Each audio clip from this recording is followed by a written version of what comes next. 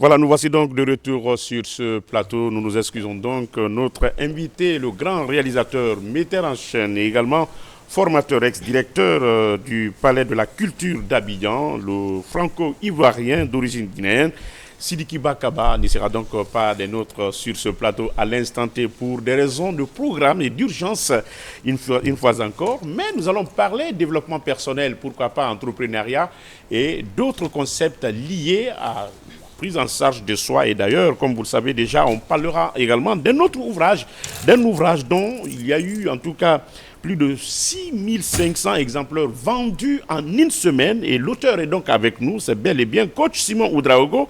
Il est métaphysicien et auteur du 10 livres. Il va donc nous parler de la puissance de l'auto-éducation à travers, bien sûr, son ouvrage. Alors, il n'est pas seul, il y a son autre, Monsieur Barry Alassane, qui est coordinateur du club de lecture Le Réveil et gérant de l'Académie Guinée Digital Vision. Il est donc avec nous sur ce plateau également. Mais attention, le sport est un facteur d'éducation, mais également de santé pour une jeunesse saine. Et là, Mamadou Diallo, il est sociologue, il va donc nous en parler. Daouda Taban, sur ce plateau. Daouda, bonjour. Bonjour Ismaël, bonjour à nos millions de téléspectateurs.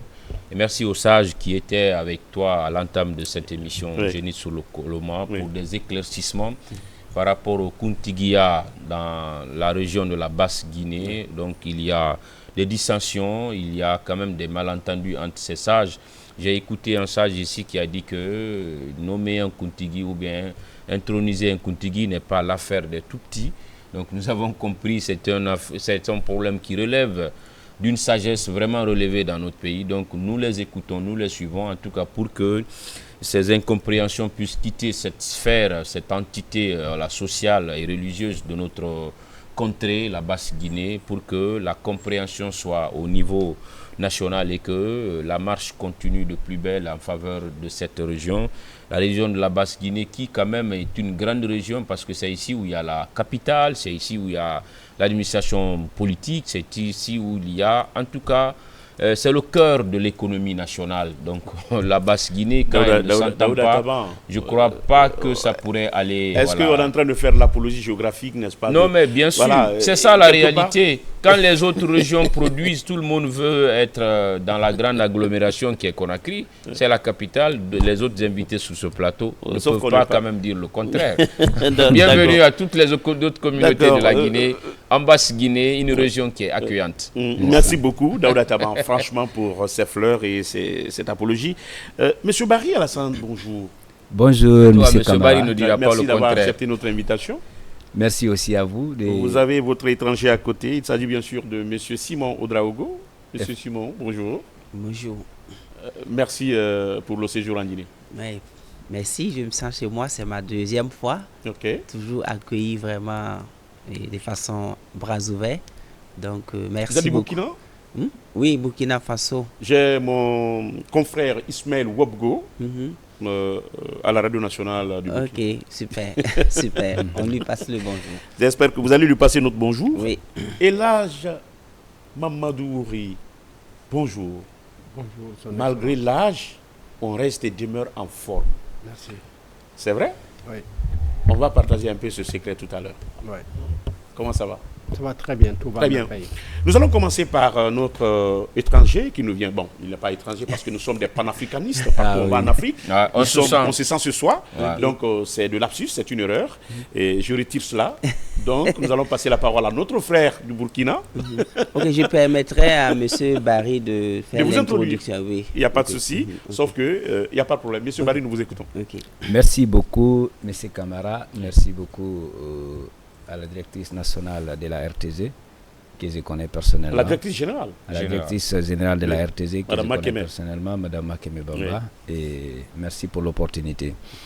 Et aujourd'hui, nous avons une grande personnalité qui est devant nous, qui vient tout droit du Burkina Faso, qui a été invité par Karamo Sangaré, qui est un des fils de la Guinée, qui a organisé un concert qui a regroupé plus de 1800 jeunes. Nous avons vu les joueurs. Effectivement, c'est à l'issue de ça qu'il a été choisi comme invité d'honneur. Mais avant cela, on l'avait invité pour une première fois au nom du club de lecture Le Réveil. et qui existent déjà en Guinée, qui se réunissent chaque samedi, chaque week-end pour lire des livres de développement personnel, de finances et ainsi de suite, dans le cadre de développement personnel et professionnel. Et c'est à l'issue de cela, nous avons le grand coach, le greatest coach Simon qui est là, qui est l'auteur de ces grands livres qu'on appelle La puissance de l'auto-éducation, et qui est dans ces grands livres, il y a tout ce qui est l'éducation pratique et pragmatique qui pourra vraiment permettre à un jeune de s'auto-développer. Et pratiquement, c'est cela. Moi, personnellement, je suis gérant de l'Académie Guinée Digital Vision. J'accompagne des jeunes dans tout ce qui est métier du web marketing, à commencer par l'e-commerce, l'infoprenariat, le media buying, ainsi de suite, la création des contenus. C'est un tas de programmes et pratiquement, c'est ça. Oui. C'est dans le programme. La toute première question curieuse que je vais poser, c'est de savoir est-ce que nous avons beaucoup d'exemplaires de ce livre ici? Oui, effectivement, nous n'avons pas assez. Combien coûte Nous n'avons pas assez d'exemplaires puisque c'était à peu près 200 qui étaient dans le stock, mais l'heure du concert, la plus grande partie est déjà distribuée. Il ne reste pas plus de 50 livres en stock. Alors, combien coûte l'unité? Bon, l'unité coûte 26 000 francs CFA. Ça, c'est dans les environs de 400 000 à 390 000 francs guinéens. D'accord. Oui. Alors, nous allons donc passer la parole à notre coach qui est ici sur le plateau, M. Ouedraogo. Bienvenue une nouvelle fois sur le plateau de l'émission Génie de Sud-Coloma. Merci. Et avant donc de parler de votre livre, pour vous, que signifie développement personnel? Que signifie l'entrepreneuriat? Comment vous interprétez vraiment ces concepts? Et donc, merci. Donc, pour moi, le développement personnel, comme son nom l'indique, c'est la capacité de l'être humain à se transcender, à aller au-delà de ses propres limites et surtout à puiser ses ressources intérieures, je dirais, innées, parce que l'univers, ou si vous voulez, Dieu ne laisse personne venir au monde sans préparation. C'est comme un coach qui laisse son joueur rentrer dans un terrain sans préparation psychologique et physiologique. Il va même avoir des crampes sur le terrain. Donc, vous voyez que les joueurs, avant de rentrer sur le terrain, s'entraînent bien. Et les préparateurs s'assurent que de façon physique, physiologique, il pourra tenir. Donc c'est la même chose que nous avons duré 9 mois dans le ventre de notre maman. Pendant ces 9 mois, il y a eu une préparation métaphysique, chargement des neurones, le sang, tout ce qui vraiment permettra à l'homme de vivre bien.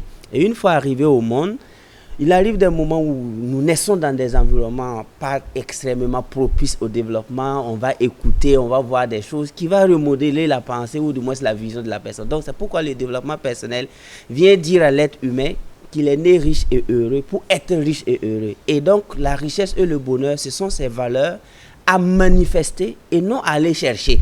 On ne cherche pas la richesse ailleurs, on manifeste la richesse. C'est-à-dire ça vient de l'intérieur, c'est comme la sueur. Lorsque tu veux faire ça, tu ne pars pas emprunter de la sueur partout, coller sur ton front. Tu dois te mettre à faire des exercices physiques. Et à ta grande surprise, la sueur sort. C'est-à-dire l'esprit, le bonheur, la brillance de l'être humain est innée en lui. Maintenant, s'il n'a pas de formateur qui va lui révéler ça, il va passer à côté de toute sa vie. Donc, voilà ce que je puisse dire du développement personnel. Quant à l'entrepreneuriat, moi, j'aime dire aux gens, God has created you to create. Dieu t'a créé pour créer. On n'a pas dit que Dieu a inventé l'homme. On n'a pas dit on a dit qu'il a créé. Et donc, le mot création devient une dette. Une fois qu'on vient sur Terre, tu dois créer un concept ou une entreprise ou bien être même un entrepreneur. C'est-à-dire, vous travaillez à la télé ici, vous pouvez créer une émission ou apporter une créativité à l'intérieur de la télé. Donc, vous avez créé. Donc, la création est une dette morale pour tout être humain. On ne peut pas venir au monde sans créer quelque chose. Donc, nous sommes tous endettés. Nous sommes tous endettés parce qu'on a été créé et on doit créer. Et création, ça peut être un contenu, ça peut être un film, ça peut être un son, ça peut être un business. On doit créer parce que nous venons du grand créateur. Donc voilà ce que je puisse dire de la création. Ce n'est pas des conseillers, des jeunes à entreprendre à créer. On doit créer. Et sans ça... C'est un impératif. C'est un impératif. C'est une obligation. C'est une obligation. Et rester sans créer, qu'est-ce que cela sous-entend? Bon, pour moi, ce n'est pas respecter son créateur. Moi, j'appelle ça de la mécréance. Hein. La mécréance, c'est pas seulement quelqu'un qui ne prie pas et tout, mais c'est quelqu'un qui n'honore pas le grand Dieu. Regarde la beauté de l'océan. Il n'arrive pas à mettre en valeur son atout. Oui, son atout. Parce que et quand ça devient comme ça, c'est comme un poison. C'est comme quelqu'un qui refuse d'aller aux toilettes. À un certain moment, ça te presse, mais au finish, tu risques de faire ça là où tu n'as pas besoin. Excusez-moi de le dire. Mais c'est pour dire que l'amour que Dieu a mis en nous, on doit le manifester et c'est une obligation. Comment est-ce que vous êtes devenu coach? Par les recherches. De manière synthétique, vous nous faites, avant de passer la parole à mon chroniqueur de l'autre côté pour des questions, certes. Mais dites-nous comment vous êtes devenu coach. Racontez-nous en 2 paragraphes votre parcours qui vous a permis vraiment de devenir coach. Bon, là ici, je vais citer André Jude qui a dit que l'année dans la contrainte, ça veut dire que moi, j'ai pas eu une enfance, je dirais, mielleuse. Hein. Je suis né dans une famille où vraiment fallait se battre. Donc, du coup, les vicissitudes de la vie, les challenges de la vie, j'ai eu faire face à des épreuves où je me suis dit non, je dois relever ces défis. Imaginez-vous, pour moi, le paroxysme de la pauvreté, c'est quand tu n'as plus à manger. C'est-à-dire quand tu passes la journée maintenant, et puis tu n'es pas sûr que tu vas manger un repas, même pas un repas équilibré.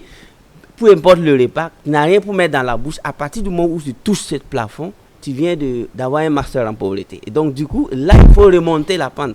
Donc, moi, j'ai eu cette chance-là de ne pas avoir à manger. J'ai eu cette chance vraiment de toucher ce plafond. Et je me suis dit, je ne suis pas né pour ça. Une chance ou la malchance? Oui, moi, j'appelle ça une chance parce que si c'était... C'est ce qui vous a permis d'être fort. C'est ce qui m'a permis de relever les défis. Donc, pour moi, j'aime dire aux jeunes Africains que la pauvreté, c'est une chance à transformer en richesse. Puisqu'on transforme l'eau en boisson. Mais ici, donc du coup, cette situation m'a permis vraiment de me poser des questions. Parce et que de si on avait tout à sa portée, oui, on devient parasite. Oui, c'est ça. Donc c'est pourquoi la première définition du fait que je suis devenu coach. Et moi aussi, je me suis dit, si j'arrive à quitter cette situation, ma dette morale maintenant, c'est d'enseigner aux gens que l'impossible est possible. Parce que imaginez-vous quelqu'un qui est unijambiste ou bien un aveugle ou un handicapé qui est milliardaire. Vous voyez, du coup, il vient arracher toutes les excuses de ceux qui ne sont pas handicapés. Et donc, voyez-vous, moi, je connais un handicapé, bon, il s'appelle Nick Vidicis, il n'a ni bras ni jambes, mais il est professeur d'université, il est sollicité partout dans le monde, il écrit des livres. Et quand moi, je le regarde, j'ai dit, mais si un monsieur comme ça arrive à être millionnaire et réussi, qu'est-ce que tu fous ici? Donc, pour dire que moi aussi, je suis passé vraiment de moins 50 ans, à là où je suis aujourd'hui, conférencier international, bon, j'aime pas parler des chiffres, des comptes bancaires. Et je me suis dit, oui, mais quand on est sur le plateau de l'émission Génie sur Coloma, au moins on peut avancer 2 chiffres. Donc du coup, bon. On peut avancer 2 chiffres, coach? Bon, moi je préfère parler des chiffres des livres parce que imaginez-vous ce livre. À ça, c'est esquiver ma question. À l'époque, c'était à 17 000. Aujourd'hui, nous sommes à 26 000. 26 000 exemplaires en une semaine. Vous pouvez avoir une idée de quelques chiffres. En dehors de ça, c'est la toute première fois dans l'histoire du continent africain qu'un livre est dédicacé dans un stade. Et j'ai décidé aussi de faire l'impossible possible pour dire que les stades, ce n'est pas seulement pour jouer au ballon et tout, et puis faire des concerts. Il faut qu'on nous magnifie, on essaie de rendre gloire à la science et au savoir. Et donc, on a relevé ce défi pour la toute première fois en Afrique qu'un livre est dédicacé dans un stade devant 6500 personnes. Et si tu n'as pas le livre, tu ne rentres pas dans le stade, voyez-vous. Et donc, c'est pour dire que c'est possible, il faut qu'on arrête de clochardiser la jeunesse africaine. Il faut qu'on arrête de les peindre en paresseux. C'est parce qu'il n'y avait rien de bon sur la table. Parce que l'univers, la nature a horreur du vide. Est-ce que quelque part, c'est parce que la jeunesse aussi, parce que les contraintes ou cette transformation dont vous parlez a une certaine force extérieure, mais est-ce que ce n'est pas quelque part la jeunesse elle-même ne participe pas, n'est-ce pas, à renforcer cette force extérieure en se mettant à sa portée, en étant indifférent vis-à-vis, n'est-ce pas, de ce qui l'attend? Vous savez, il y a des pays, quand tu es pauvre là-bas, on ne peut plus t'aider. Parce que le système, l'environnement, l'éducation, tout est mis en place pour que tu te développes. Je n'ai pas envie de faire la promotion de certains pays ici, mais je parle de certains pays en Europe, en Amérique. Parce qu'ils sont nés trouver des gens qui ont fait des propositions de développement il y a 100 ans. Mais lorsque vous venez à quelque part, choisir veut dire qu'il y a 2, mais prendre veut dire qu'il y a 1. Mais ici, on ne nous a pas dit de choisir. On nous a dit de prendre. C'est-à-dire c'est one way. C'est une seule voie qu'on montre à la jeunesse africaine. Et pourtant, quand tu pars aux États-Unis, il y a au moins 100 voies pour devenir vachement riche qu'on montre. Et on montre des gens qui sont passés par ces voies pour réussir. Donc aujourd'hui, je ne blâme pas la jeunesse africaine. Je me dis qu'on n'avait pas assez de propositions, de méthodes de succès sur la table. C'est pourquoi aujourd'hui nous sommes là avec des livres, des développements personnels pour dire que ce n'est pas forcément passant par l'école et la fonction publique et tout. Donc ce sont ces propositions qui manquaient à la jeunesse. Sinon ce n'est pas une jeunesse paresseuse. Hein. On manquait de choix. Mais devant une telle situation, quel devrait être le comportement de cette jeunesse vis-à-vis de soi? Ah oui, là aussi, il va falloir qu'ils aussi prennent leurs responsabilités. Je m'avais cité rapidement John Kennedy qui a dit que "Has know what your country can do for you, but what you can do for your country" ne te pose pas la question de savoir. qu'est-ce que ton pays peut faire pour toi, mais c'est que toi tu peux faire pour ton pays. Donc malheureusement, il y a des jeunes qui attendent vraiment que le gouvernement fasse tout. Il y a des jeunes qui attendent que tout vienne. Donc il va falloir que chacun de nous également soit responsable. Il tombe dans la passivité. Voilà. Alors, Daouda Taban, une question avant donc de poser la question à notre sociologue qui est donc sur ce plateau. Parce que là, j'aime la sociologie. Ah oui, parce que j'ai comme l'impression que les sauts se recoupent un peu parce que on va donc écouter Elage aussi, mais bien avant, Daouda Taban. Vous venez donc d'écouter. Non, mais on dirait quand même bravo à notre ami du Burkina parce que Burkina Faso, c'est un pays des hommes intègres, comme ils le disent dans leur langue là-bas. Yeah. Et c'est un pays quand même scientifique apparemment. C'est ce côté qui est un peu caché, qui n'est pas trop prouvé parce que moi j'ai encore souvenance d'une grande entité qui est en train de réfléchir aujourd'hui sur comment lutter contre le paludisme. Voilà, qui est dans une région très reculée de la ville de Faso, voilà justement, qui est en train de réfléchir sur comment éradiquer le paludisme et en Afrique et à travers le monde. Donc c'est un chapeau pour ces scientifiques qui sont enfermés durant des mois, des années, ils sont là. Donc la recherche continue, un pays de cinéma également, le FESPACO, toutes les années, nous avons quand même des cinéastes guinéens qui viennent dans ce rendez-vous. Ce n'est pas le cas aujourd'hui, mais c'est de magnifier un peu la bravoure de la jeunesse africaine, parce que écrire des livres comme ça, jusqu'à avoir 6000 exemplaires en une journée seulement, ce n'est pas quand même fait pour tout le monde. Alors, qu'est-ce qui a été pour vous ce moyen qui vous a facilité d'aller dans les livres? Parce que écrire, tout le monde veut le faire, mais il faut avoir un background d'abord financier, un background. Le plus souvent, les gens disent nous avons une histoire à raconter, parce que pour écrire, il faut avoir un récit à raconter. Voilà, il faut avoir du temps pour écrire. Qu'est-ce qui a facilité toutes ces démarches pour vous, M. Ouedraogo? Beaucoup de jeunes veulent faire comme vous. Ok, bon, d'abord, il y a une citation ou un proverbe, ou je dirais même un sarcasme qui ne m'a pas plu. On a dit que pour cacher quelque chose à un Africain, il faut le mettre dans un livre. J'ai entendu ça quand j'étais jeune et ça m'a fait très mal. J'ai dit, mais pourquoi ce sarcasme? Parce qu'ils pensent que la jeunesse africaine ne lit pas. Et pourtant, on a des Africains qui ont battu des records scientifiques. Bien sûr. On a le professeur Cheikh Anta Diop qui était vraiment je dirais même un messie de la science. Donc moi, je me suis dit, je dois encore dire que c'est faux. Et donc, en voulant donner, il faut d'abord recevoir, ou c'est du vice-versa. Donc, du coup, moi, j'ai commencé par lire beaucoup. Et aujourd'hui, je ne sais pas combien de... J'ai pas envie de dire milliers, mais moi, j'avais un régime, lire minimum 100 pages par jour. Et je l'ai fait pendant plus de temps. Et il faut avoir du temps. Oui, pour la lecture. Parce que c'est nous, on doit le chercher. Par exemple, c'est temps. Dans les 24 heures, il faut savoir manager. Donc, moi, j'ai eu un temps vraiment fou pour lire. Et je lisais du matin jusqu'au soir. Et je lisais des sujets vraiment très important, jusqu'à aller embrasser la culture générale et tout. Et c'est après tout ça, j'ai mis en application ce que j'ai lu. Parce que pour pouvoir produire ça, ça m'a coûté des millions et des millions. C'est-à-dire, regardez même, c'est du hardcover, l'intérieur c'est des couleurs, c'est l'autofinancement. C'est du offset, qualité. Voilà, donc high level, parce que je voulais vraiment que ça soit du haut niveau. Donc du coup, pour pouvoir autofinancer ça, j'ai dû d'abord créer des business, faire des ventes, justement, stocker de l'argent pour que quand je vais commencer la production, j'ai fait venir 12 000 exemplaires. Du coup, vous voyez, pour certaines imprimeries... C'est au Burkina ou c'est à l'étranger? C'est la Chine, c'est une grande société imprimerie en Chine. Maison d'édition chinoise? Non, c'est juste l'imprimerie. C'est l'imprimerie. Voilà, donc du coup, là, ils me disent qu'ils ne démarrent même pas les machines à moins de 10 000 exemplaires. Voyez-vous. Donc, il fallait qu'on paye tout ça. Et je l'ai fait parce que ça me tenait vraiment à cœur. Donc, j'étais obligé de passer par plusieurs étapes d'entrepreneuriat, de saving, c'est-à-dire d'économie, pour le faire moi-même. Et donc, ici, c'était vraiment ça. Et parce que j'ai tellement lu, je me suis dit, lorsque tu lis les grands auteurs, naturellement, tu peux écrire un livre qui va impacter. Parce que si tu n'as pas lu minimum 100 à 200 livres pour moi, ça ne sert même pas d'écrire un seul livre. Donc, c'est votre premier ouvrage, c'est ça? Oui. Bon, il y a eu un premier, mais ça, c'était une émission radio que j'ai faite. Et ça a tellement impacté le monde et les gens qu'ils ont traduit ça en livre. D'accord. Mais ça, c'est mon tout premier livre que je me suis assis pour écrire. Et je l'ai écrit en français et en anglais. Donc, il y a sa version anglaise et sa version française. Le contenu, il est bilingue ou c'est à part? Nous avons quand même besoin de connaître M. Ouedraogo. Votre livre, faites-nous brève présentation, n'est-ce pas, de ce livre qui s'intitule La puissance de l'auto-éducation. Ok, merci beaucoup. Donc ici, le titre d'abord vient montrer que l'être humain a tout ce qu'il faut pour s'auto-développer. Il suffit qu'il ait les moyens de base. Et je pars en prenant par exemple le livre... Quand vous parlez de moyens de base, c'est synonyme de savoir lire et écrire. D'accord. Ça veut dire qu'il n'y a pas un arbre qui produit des jus d'orange, mais il y a des arbres qui produisent des oranges. Donc pour pouvoir avoir les jus d'orange, on presse l'orange. Donc du coup, on ne peut pas avoir tout sur la table comme ça. Donc c'est pourquoi ce livre, j'ai dit la puissance de l'auto-éducation. Lorsqu'on sait lire et écrire, on peut rentrer dans la science maintenant.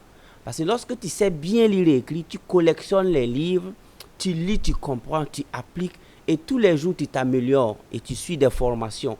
Et donc j'ai commencé ici j'ai cité plus de 100 personnes qui n'ont même pas fait niveau CEP et BPC, c'est-à-dire qui n'ont même pas un bac, qui ont été des grandes personnalités, des industriels, qui ont changé même le monde. Par exemple, Thomas Edison, avec sa lumière, il a fait 6 mois seulement à l'école. 6 mois, voyez-vous. Mais le reste, là, qu'est-ce qui s'est passé?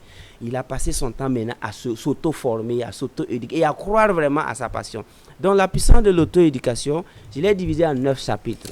Le premier chapitre te permet de reprogrammer ton cerveau qui a déjà été déprogrammé. Parce que la majorité des gens ont un cerveau que la société a déprogrammé avec de la mécréance, le manque d'estime de soi. Et donc, ce premier chapitre va reprogrammer ton cerveau, te préparer vraiment. Et le deuxième chapitre te dit, comme tu peux être issu d'une famille où il n'y a pas l'argent, moi je montre 3 stratégies seulement qui te permettront d'avoir de l'argent sans compter sur personne. Il suffit d'utiliser ta force physique, tu sors sur le marché. Je montre comment moi j'ai fait. Et le troisième chapitre, je te dis, tu es obligé d'être international. En transportant les colis pour oui, les colis, décharger du ciment, faire le manœuvrage, j'ai fait tout ça. Moi, j'ai déchargé tout ça. J'ai fait manœuvrage, charger du ciment, porter. Et quand je gagne l'argent que je veux, je disparais. Le journalier dans les immeubles. Oui, le journalier dans les immeubles. Moi, j'ai fait tout ça. Je te dis. Et quand je fais, je gagne mon argent. Il y en a qui le font, hein, mais jusqu'à présent, est-ce que c'est parce que ça leur a manqué, n'est-ce pas, de méthode, de plan? Oui. Parce que là, c'est tout ce qu'on gagne par là. Si on investit dans les sandwichs, on veut bien manger le soir. Après, quand mes patrons m'appellent, j'ai dit qu'il y a un nouveau chantier. J'ai dit non, moi, je suis passé à autre chose. C'est fini. Parce que quand ce que Ismaël dit, il y a des chargeurs, hommes chargeurs au marché, ils sont même devenus comme ça, ils ne peuvent plus se relever, mais jusqu'à présent, ils n'ont pas une bicyclette achetée. Il y a des métiers qu'il ne faut pas faire pendant plus d'1 an. 6 mois, 4 mois, 6 mois, c'est bon. Et tu passes à autre chose. Donc, c'est ce que j'enseigne. Et le troisième chapitre, nous devons être internationaux. C'est-à-dire, nous devons connaître le monde. Si possible, même étudier tous les pays de l'ONU. Parce que tu es venu au monde, tu n'es pas venu en Guinée. Tu vois, tu es venu au monde. Moi, je ne suis pas venu au Burkina. Je suis venu au monde, mais je réside au Burkina. Donc, je dois connaître le monde. Et c'est ce que le chapitre 3 oblige les gens à faire. Le chapitre 4, maintenant, passe à la pratique avec ce que tu as eu au chapitre 2. Je te montre maintenant un montant qu'il faut avoir. Parce que c'est en classe. À ce moment, tu es comme dans une université. Et là, je demande 1 800 000 de francs. Vous allez convertir ça peut-être en francs guinéens après. Et quand tu valides ça, tu passes au chapitre 5. Là-bas, je t'oblige à avoir 41 millions de francs. Ça peut te prendre 1 an, 2 ans, 3 ans. Et quand tu as ce montant, tu passes au chapitre 6 et je t'oblige à visiter 5 grands pays industrialisés du monde. Parce que quand tu pars dans les grands pays industrialisés, tes petits rêves finissent. Moi, c'est quand je voyage dans les grands pays que je reviens arrêter ce que je voulais faire. Parce que je vais aller me faire ridiculiser. Je vais voir des jeunes de 20 ans, 21 ans qui sont sur des programmes de plusieurs millions de dollars. Et moi, je dis, si ce jeune homme-là peut faire ça, je dors dans des hôtels 5 étoiles et je regarde comment les gens vivent. C'est ce que je demande au chapitre 6. Et le chapitre 7, je te demande de rédiger des articles parce que tu dois raconter maintenant le 1 jusqu'au 6 et tu racontes ça au 7. Maintenant, le 8, avant-dernier, je te demande 240 millions de francs. Vous allez toujours convertir ça en francs guinéens. Et quand tu as ce montant, tu passes au 9 où tu dois faire un don de 10 millions obligatoire. Tu peux construire une maternité, tu peux aider les gens en donnant 10 millions de francs aussi. Mais avec toutes les souffrances qui t'ont permis d'obtenir ce montant, vous voulez encore grignoter dans ça pour aller encore faire du don ailleurs. C'est obligé. Comme le papa le disait, il faut faire du bien. Oui, d'accord, il faut faire du bien. Qu'est-ce que cela impacte vraiment sur votre avoir? Oui, parce que moi, je veux redéfinir le succès. Avant, on nous avait présenté des types de modèles de succès vraiment qu'il faut vomir un peu. Ça veut dire que quoi? on classe les gens selon leur compte bancaire, qui est l'homme le plus riche du pays parce qu'il a tel montant. Mais on ne veut pas savoir qu'est-ce qu'il a fait exactement pour arriver là. Est-ce qu'il a contribué à l'évolution des humains? Est-ce qu'il a transformé des vies?